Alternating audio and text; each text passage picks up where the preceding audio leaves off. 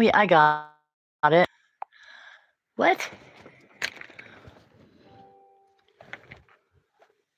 Hi, guys. Am I live? What the fuck, man?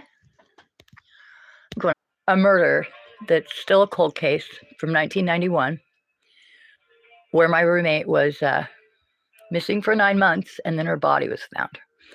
Her name was Catherine Dobson. This happened in 1991 in Everett, Washington. I'm going to try and just remember every single step along the way, so please bear with me. This is the first time I've ever done anything like this. But God is telling me now is the time that I do need to make this public, because maybe somebody listening can end this being a cold case. Maybe we can solve it. So, because I was the closest person to her at the time, because she was staying with me, she was kidnapped out of my home. I feel like I should be able to talk about this, so I'm going to. Okay, so back in the day, I was the head bartender at a Deja Vu. And for anybody who doesn't know what that is, it's an adult nightclub. I was the lead bartender, lead waitress. I did used to dance before that, but I'd had children by that time. I was 25. I'd already had 2 kids. I didn't want to do anything like that after I had my kids. So, not that I did anything bad when I was dancing. It was a lot of fun. I had a great time. That's why I stayed in there, in the bartending and everything. But so I've always been this really nice person that if somebody needs a place to stay or you need this or that, I'm always right there. Well, one of the girls had confided in me that she had her kids staying with someone else and that she needed to find an apartment. And I offered her to come stay with me. And she did. Kathy was a hoot. She was the type of person when she'd walk into a room, everybody'd just start, you'd have to smile, because the minute she'd start to laugh, her laugh was so infectious. It really was. It was beautiful. It was the most beautiful thing about her was her smile and her laugh. But so she comes and stays with me, and I put this on everything. Within a week, she found an apartment across the street from me, which that was great too, right? This started our friendship. I'm going to let everybody know, even though I was a stripper, I was very sheltered my whole life. When I saw live girls inside on a sign, I 100% thought they were lying to get you inside and get your money. I didn't believe that it was true at all. Right? So I'm a little girl from Bellevue, Washington. I 100% don't know anything about the white stuff, okay? At that time, they made it into little balls and smoked it. I don't know what I'm allowed to say on YouTube, so I'm trying to be careful. So it was kind of like a novelty to me. I'd go over to visit her at her house, and all these people would be doing this all over her house, right? It was amusing to me. I guess I needed to be entertained. I don't know. But I'd sit there right with them, but I wouldn't be partaking, but I just would have a blast just being there and watching them, right? I like to drink a lot, and I used to be way too full of myself. One time when I went over to go visit her, she had got arrested earlier that day, and I almost got murdered in her apartment. Some crazy people had taken over. That's a whole nother story, but it's part of this. So she's staying with me. She gets this apartment. I'm going over and visiting her and stuff, and she goes to jail. Well, while she was in jail, they evicted her from her apartment. Her brother had come and picked up her kids and taken them to his house, and where the heck was it? And she got evicted. So, of course, I told her, of course, come to my house. I'm not, in my right mind, obviously, because I don't know anything about the world that she lives in. So it wasn't very long after she moved in that she started telling me that the police were trying to set her up to look like a snitch. That's what she said. Oh, and I forgot this other part. When she was in jail, they asked her to snitch, right? And she said that she told them no, which I don't believe that to be true now. I do believe she did tell, because you'll hear why. So, but believe I didn't know that for years and years. I trusted what she said. But okay, so she said that the police let her walk out of a C house with all her stuff in her pockets while all of her friends were right there watching. She was really upset that day. She's like, they're setting me up, Michelle, they're setting me up. Now, being who I am, a little girl from Bellevue, I think that this is just a movie, okay? I'm not thinking that anything she's saying is real. I'm thinking that she's exaggerating. I told her, I said, "Why don't you have your kids come stay here with us?" She said, "They're not safe here." And I'm thinking, I'm going to say this right now. I'm kind of mad at her now. I never really thought about it, but I had 2 little kids. What do you mean? Why would you be around my kids then? Anyway, that's a whole nother story. So she gets out of jail. She tells me that this guy that I had been seeing and her brother have disappeared. They're just out of the picture. Well, that's not even, it's not, that is important for in a couple minutes, okay? So all these crazy things she's coming and telling me. And I literally 100%, I'm a friend and stuff, but I'm not scared. I'm just not scared. I'm not seeing anything. I'm thinking that she's cuckoo because I've met most of her friends. That's how naive I am. The thought that they came into my house and took her from there, it just kills me. But okay, so she borrows $50 from me one day. And I was a single mom. I did get a bunch of child support from my ex, but still, $50. And back in 1991, that was a lot of money. And I needed to pay my light bill. Well, so I got mad at her and I went to my best friends. We were getting ready to go to Las Vegas for 3 days and I just went early. I didn't want to fight with her. I didn't want to be mad at her. I just didn't want to look at it. So I just went away. Well, when I dropped my kids off at the babysitters, like a week and a half after I left, so that I could go on my vacation, I asked my friend, I said, "Hey, let's stop by my house on the way back, see if Kathy's there, see what's going on at my house." So we get up to the door and there's a note on the door. It said like, "Dear Jose, went to B&D's, be right back." I opened my apartment door and I could still smell the perfume and a cigarette had just been smoked. I looked over and on the table, obviously she'd been sitting there, my bathrobe on the back of the chair. I go into the bathroom and sure enough, she had just taken a shower. She must have just left, like within a couple minutes of me showing up. I don't know what would have happened to me and my friend if we would have showed up any earlier. I just shudder to think. But I sat there for 2.5 hours because I loved her. I kind of wanted to see her. I kind of missed her. And she never came back. And I thought, oh, well, I went on vacation, went to Las Vegas, and then I stayed at my friend's for a couple days after we got back. So this is about a 3-week period altogether. I get back to my apartment and everything's the same. Everything was the same. And my stomach just, you can't even imagine the horror when you see it firsthand. You know what I mean? That someone has been telling you for months that this has happened, this is happening to them, and you're acting like it's a movie or something, and now she's gone. So I immediately called the police. And sure enough, here comes a couple of the detectives. I did find 2 spots of blood, one on her, on the closet that she used in my living room, and one on my bedroom door, but it ended up not being her blood. I never felt 1 minute that the Everett Police Department took this seriously. I really didn't, and they didn't. They really messed up. Her case went through 5 different jurisdictions. So even though there was arrests made, they couldn't hold them there. But that's still, it's still an open case. Somebody out there knows, and I know that for a fact. There's several people that do. But, you know, what can I do about that? So anyway, so months go by, and I'm just frantic. I'm calling that police department every day. You know, what are you doing with this? Blah, blah, blah, blah, blah.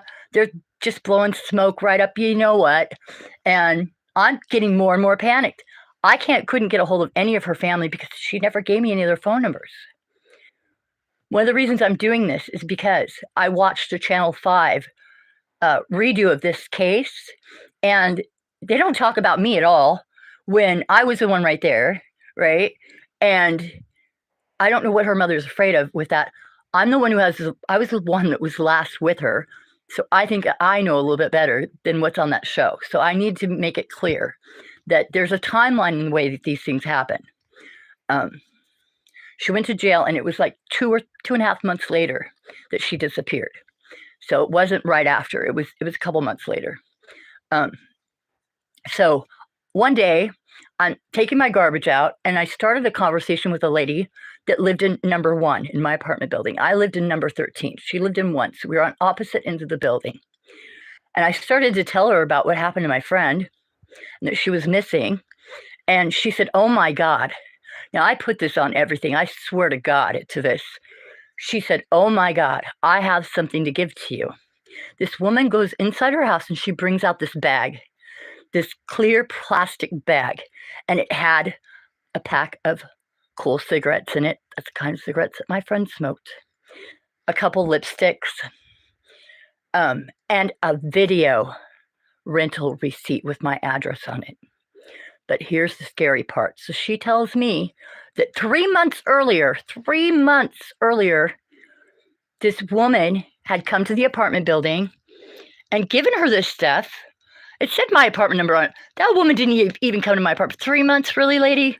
You know what I'm saying? But anyway, this is what the lady said when she dropped it off. She said that her parents lived by Painfield, which Painfield is a main street that runs across near Boeing Field in Everett. It's a big main, like, deserted highway kind of. And she said that her parents lived right across the street and got woken up in the middle of the night and heard a girl screaming and a big fuss going on across the street right from their house. And the next morning they'd gone out, and that's stuff they found on the ground. My heart was just, I was in shock. I could, for one thing, what was wrong with my neighbor? That's just horrifying. To hear a story like that and not even bother to come tell your neighbor, that's kind of shitty neighbor. But what can I do? I can't judge other people. But so ran to my house. I'm like, oh my God, we've got proof now. We got some kind of proof. They're going to have to listen to me now. So I call the Everett Police Department. They send over a uniformed cop. He immediately dumps the bag out on the counter and starts flicking stuff in the trash. I put that on everything. And I said, "What are you doing?" And he said, "Well, it's not my shade." Talking about the color of the lipstick. I was mortified. Back then, I was too shy and too naive and too just young to stand up to a policeman, like, because I really wanted to. I did, because I thought that was just horrifying. That still makes me mad. So right after that, this guy that I'd been seeing, the ones that supposedly disappeared, her and her brother, he shows up at my house and he says to me this: "You need to move. The Mexicans believe that you're hiding her here. And you and your kids need to move out of here. Just go away, Michelle." See, because I wasn't in their world. I wasn't in as much danger as someone who would have been in their world, because I didn't need to be around them. I could disappear and they didn't ever need to see me. Well, that's all I needed to hear. And so the guy that she told me was a cop actually was. She was right on about that. So I moved, but I didn't move very far. But it did something to me. This whole situation did some really horrible things to me, like mentally. Somehow I felt like I was responsible, and I was carrying a burden that you don't even want to imagine. My husband, well, my ex-husband at the time, he was my ex-husband too, but he loved me and he was really good to me.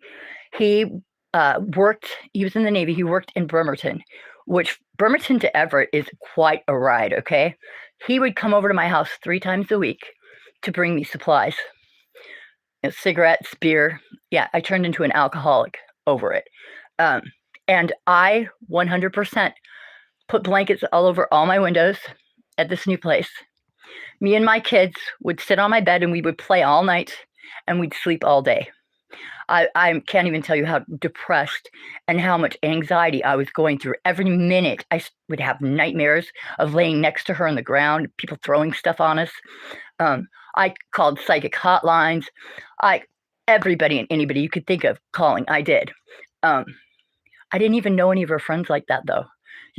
So I didn't know what to do. Well, I knew one guy. That was in prison that I had danced with his girlfriend when he'd gone to prison. He was the only person I knew, so I wrote him a letter, and he called me. This man 100% spent every night with me on the phone, because it's back when you could three-way, and he would three-way to these ski houses, right? And he'd go, "Hey, you guys, have you heard about where Kathy is? Anybody heard where Kathy is?" And they'd say just the dumbest stuff too, like, she ran away, she did this, she did that, whatever. None of it was real. This went on for months. This guy, I love him. He kept me safe, and he certainly didn't have to, because wait till you hear the kicker about that. You wanna talk about cuckoo?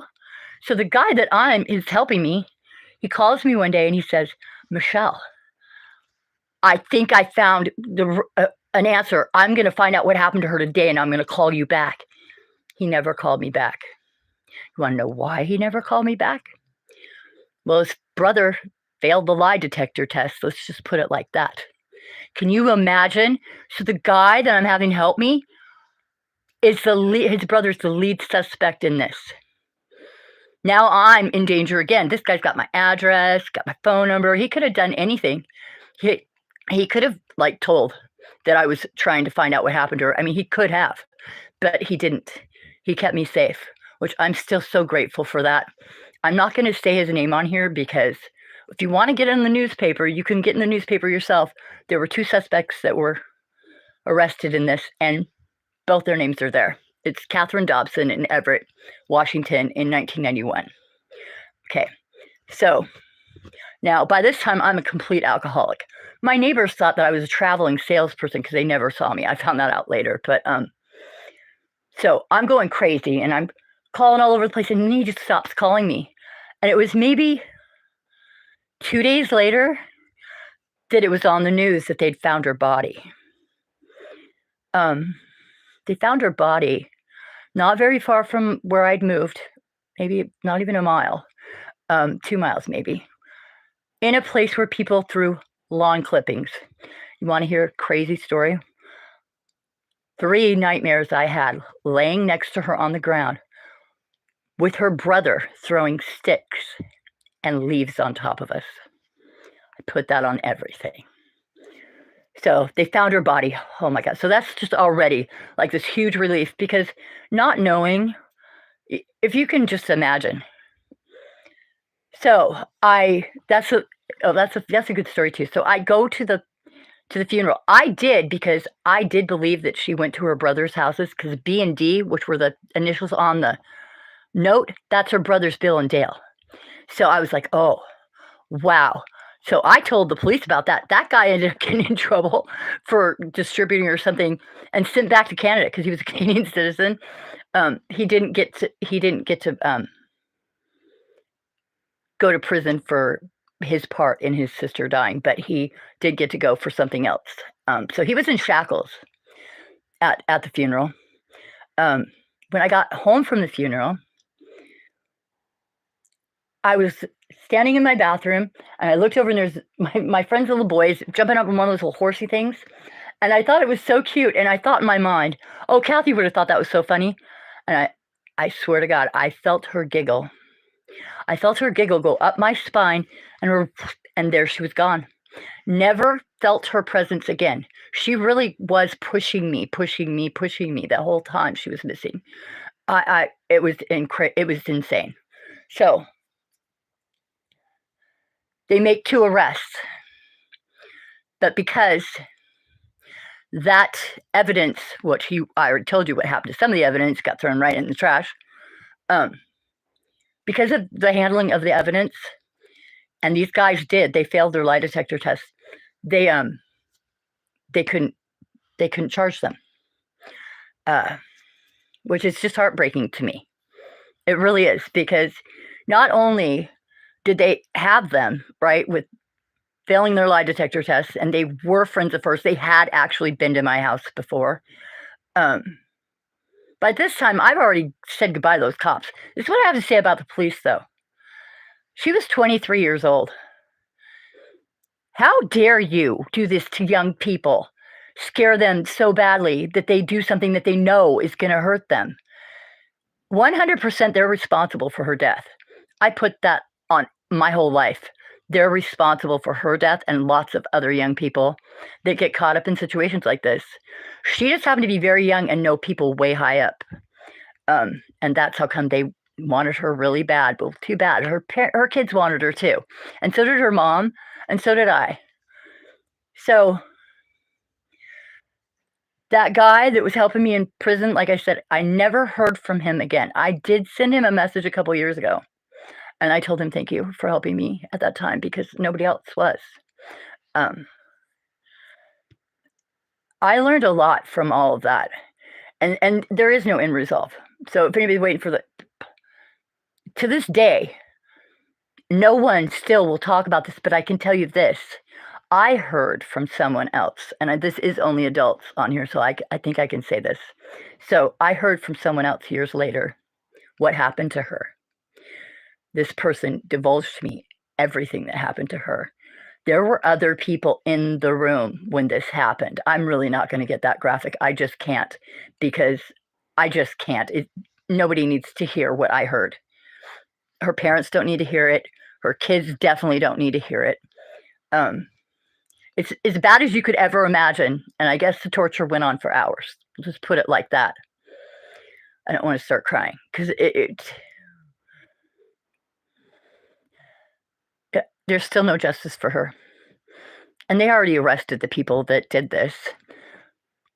There were other females in that room she was made an example of. I pray to God, because God told me to do this tonight. I'm thinking the reason he wanted me to do it is because someone's going to know what I'm talking about on this feed. I'm also talking about it because Channel 5 just recently brought that case back up, but they didn't even call me or talk to me at all. And the information, the timeline that they had on there isn't right. It's not, because I was there. They were not. So that's a little bit of a sore spot for me too. I think that her mom felt like, and it's true, I'm going to agree with her mother, that because of what she did, they didn't care what happened to her. They didn't investigate it like they should have, not even a little bit. Throwing the evidence in the trash in front of me, are you kidding me? And just the whole thing.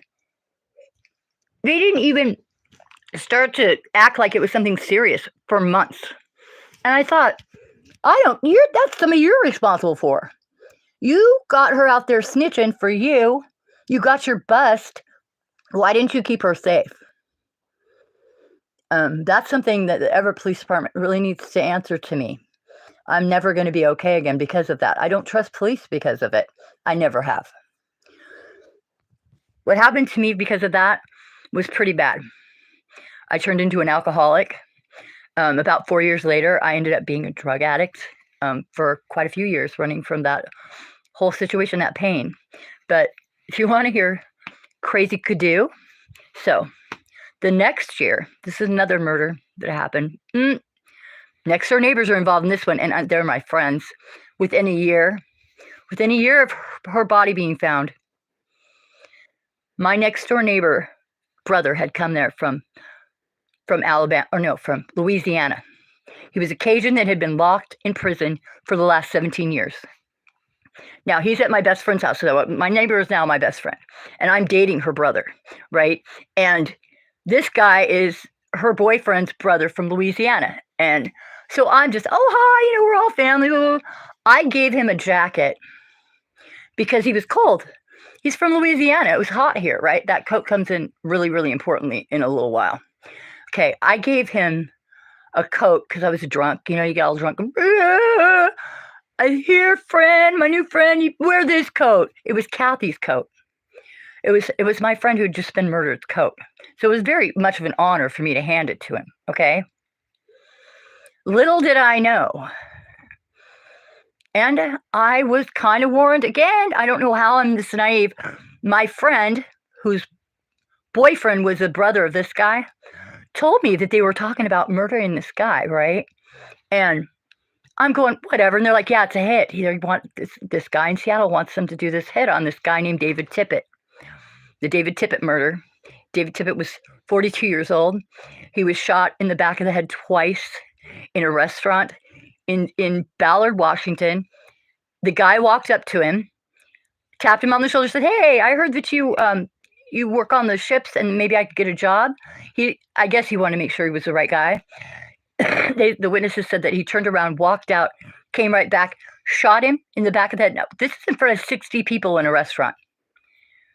Then lifted his head up and shot him again to make sure he was dead.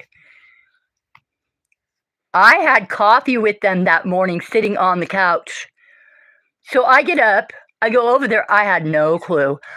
They didn't tell me anything when I went over there. They acted like it was a perfectly normal morning, like nothing weird was going on. And I'll never forget that. So it was right before they left. They're acting like, oh, nothing, no big deal. And we're all having coffee. Oh my God. About a week later, his brother comes across because he got paid, right? He buys a bunch of Can you believe? Okay, so this guy's been in prison for 17 years in Louisiana, buys a bunch of and guess where he ends up? In the same crowd as my friend. But he'd been in prison for so long that he didn't understand what a crackhead was. He didn't know what that was. He didn't know that they would kill their own mother to get more, right? He had no clue. So he fronted all these heads a ton of stuff. And when they wouldn't pay him back, guess what he did? He told them the story about what he did to David Tippett. Can you believe that? Like 30 of them went to the Seattle Police Department because they were afraid of him and turned him in. Otherwise, they would have never found him. But I just thought that was just the most ironic. But this is where the coat comes in. Now the detectives, me and my boyfriend at the time, were sitting there. I still don't know anything about this. I didn't know that they did this. I had no clue. So me and my boyfriend are sitting on the couch. And when we sat on our couch, her windows, front windows, faced my front windows. And they were probably only about 20 feet across. So I could see right in her living room like I was sitting there. All of a sudden we look up and we were watching a movie and there's all these black coats in her apartment. And they're bringing all this stuff outside and I'm going, oh my God, what's going on at your sister's house? This is crazy. Yeah, because they were raiding their house because they wanted to find evidence in this murder investigation. And he got arrested earlier before they got there, I guess. He ended up getting life. His name's Joseph Casbon. He ended up getting life. But he also wore that jacket.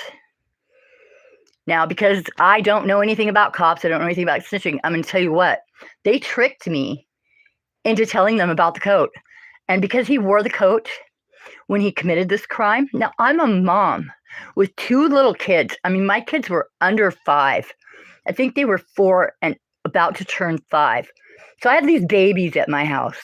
These people live literally 20 feet from me. The brother's not in prison. The other brother, only one of them's locked up. And this one's just as crazy as that one. And he gets drunk all the time and comes over and starts crap. He had stabbed people before while he was drinking. He was a very scary individual. So they tell me, even though they have 60 eyewitnesses to this, okay, that I need to testify about the coat. I'm looking at them, I'm going, are you crazy? There's no way I'm doing that. Right? I mean, really, though, like, look what just happened to my friend. Like, and I couldn't believe that they were that insistent. So me and my husband, my ex-husband, but my husband, we decided to take the kids to Disneyland. We were gone for 3 weeks. When I got back, I went to the psychiatrist and I had him write me a note to say I was not competent to stand trial of any sort. They said they didn't care. They were going to lock me in jail if I would not testify against these people that I really would have gotten killed. I promise you that. So I went and got the note and then I left the state, right? I had to come back sooner or later. Well, they tried everything they could to serve me the papers. I just wouldn't even go to the door. They ended up throwing them in on my floor. I just ignored them. But then one day I got a really bright idea. 3 of them came to my house to talk to me. And I thought, Michelle, this is your only chance. So my kids were sitting in front of the TV, watching TV. You know how kids do with their cereal. So these 3, 2 detectives and some other person come to my door. And I'm like, oh, come on in. And I walked barefooted right through both my kids' bowls of cereal on purpose. And then I went and sat at the table while they were talking to me. And I kept staring off in space going, where's Bob? Does anybody know where Bob is? Girls, where's Bob? And these people, right, they're tripping. I pulled it off, though. I pulled off the Academy Award-winning She is gone. Her brain is snapped because I had to do that to save my own life. If I want to say anything out of this, I'm coming to a lot of epiphanies as I'm telling this story. The way that the police acted in all of this was very bad. Very bad. Why do I deserve to die over something I have no part in? And for him to do that in the coat that was my best friend's coat, after he knew what happened, it's just like, it's so disrespectful. I don't trust police. I do believe that we should have police, but the way that they do their jobs is not okay. And I'm going to do this again next Saturday night because, believe it or not, I have one more. It just recently happened, though. It happened in 2018. And it's my best friend, Corinne Eliason. Her body was dumped in a hospital parking lot in Humboldt County, California. But it's a way long story and my phone will die. I can see there's people on here. I don't know how to make you guys where I can actually talk to you, but I promise you this, the minute I get off this feed, I'm going to read any comments that are given, I'm going to read them and I will respond to every single one of them, I promise. So anyway, Catherine Dobson was 23 years old. She had 2 children when she passed away. Oh, I have one more thing to talk about that. So years later, I ended up moving right next to where her brother lived. And because I knew one of the brothers really well, I ran into him and he invited me over. And as soon as I walked in the door, I heard a very familiar giggle. And it was so beautiful that I almost believed it wasn't true. I went, oh my God, she isn't dead. They've been hiding her or something. No, it was her daughter, who I hadn't seen since she was 9, and she was now 16. And when she walked around the corner, there was my best friend's face. I had the opportunity to sit with her. She asked me lots of questions, and I answered her honestly. She was 16. We didn't talk about the murder, but just she had questions about her childhood. She had memories that she weren't real clear to her, so she wanted to just get some, why was my uncle putting steaks in his pants? I do remember she asked me that. I said, what? I don't know why they did that. They were so bad that they got a whole department store closed down because they stole so much from it. I couldn't even believe they grabbed a whole rack of clothes one time. So this stuff isn't new, what's going on in the world. They were doing it for sure. By the grace of God, I'm not on drugs anymore. I spent 7.5 years hardcore treatment because I had to. It was necessary. But I don't know why the whatever it is, the whole universe would put 3 murders in my lifetime that I felt responsible for.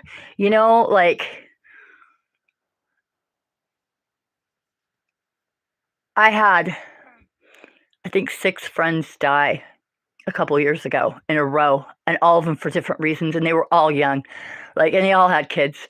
And I thought, why are you doing this to me, God? Why are all my... And I realized that maybe he was helping me because I was going to have to deal with something tragic soon that I wasn't going to be able to if I didn't have the experience of all this sorrow. And he was right, because in 2023, on my daughter's 24th birthday, April 30th, 2023, she died in an encampment in Seattle, Washington.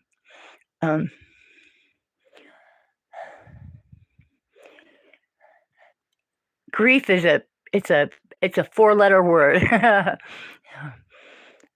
I feel so much stronger because of everything that I went through with the first thing with Kathy.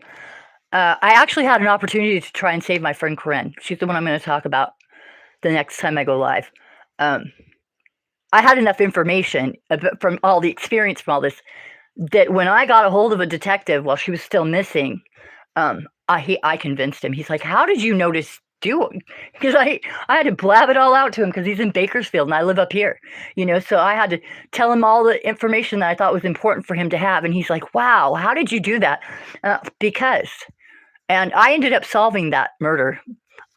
He can never be convicted of it. It's not going to happen. But I did solve it. And I even figured out how he did it. And I really will talk about that on the next one, because there are people out there that can help me with that one. That guy needs to be exposed really, really bad. He's crazy. This is what I'm going to say about that guy. So you guys want to see my next live. This guy is a hospice sitter. Do you know what a hospice sitter is? People who take care of dying people. Well, this guy is a freak.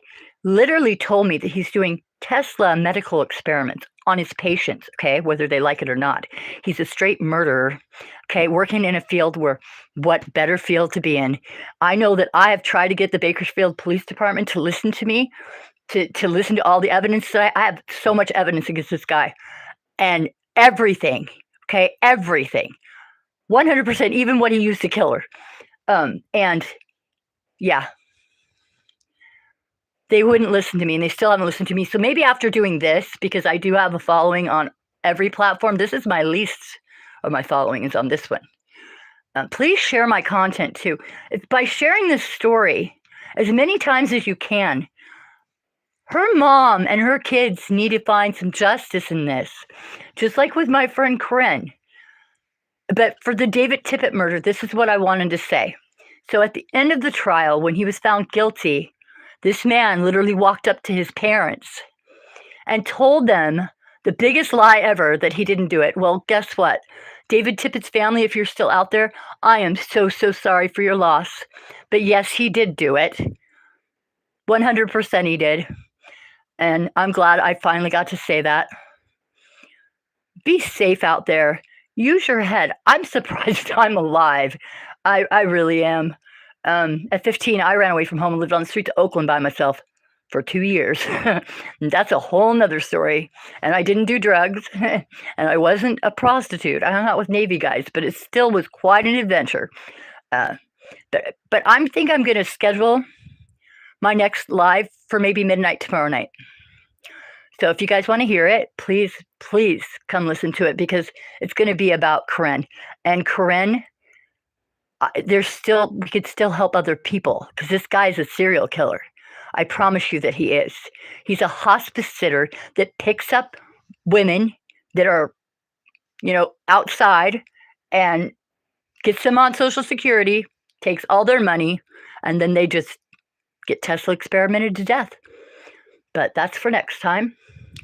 So I'm going to actually set it. So next Saturday night at 11 o'clock, I'm going to tell that story. Until then, I'm going to read all your comments when I get off here. And I love you all. And if anybody wants to donate anything, please do. If you guys can give stars on this, please do. I've been busting my butt. Since my daughter died, I've had this.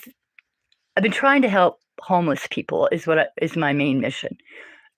God's called on me to get people inside. And tomorrow night, I'm going to talk about that at 7 o'clock. Tomorrow night, I'm going to talk about my experience with God that just happened. And everybody needs to hear that one too. And needs to share it, because it's real. And basically what he's saying, though, I can say this real quick. Stop looking your noses down those homeless people.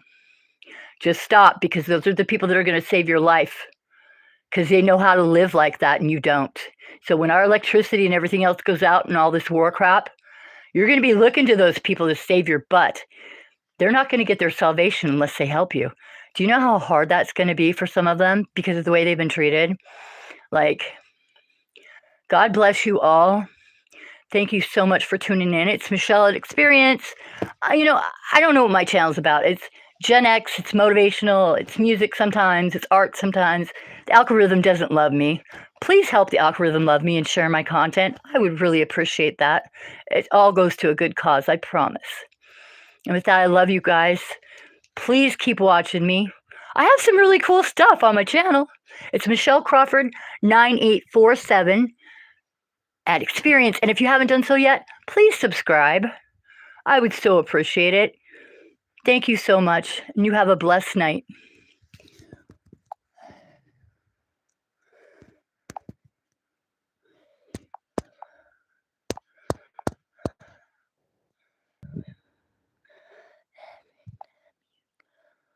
I don't know how to go away.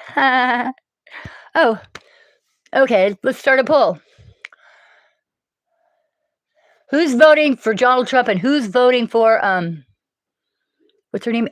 Kamala Harris. And I'm very political. I don't know why I just like burped on her name. Probably because her name makes me want to burp. Oh, talk to you guys later. Bye.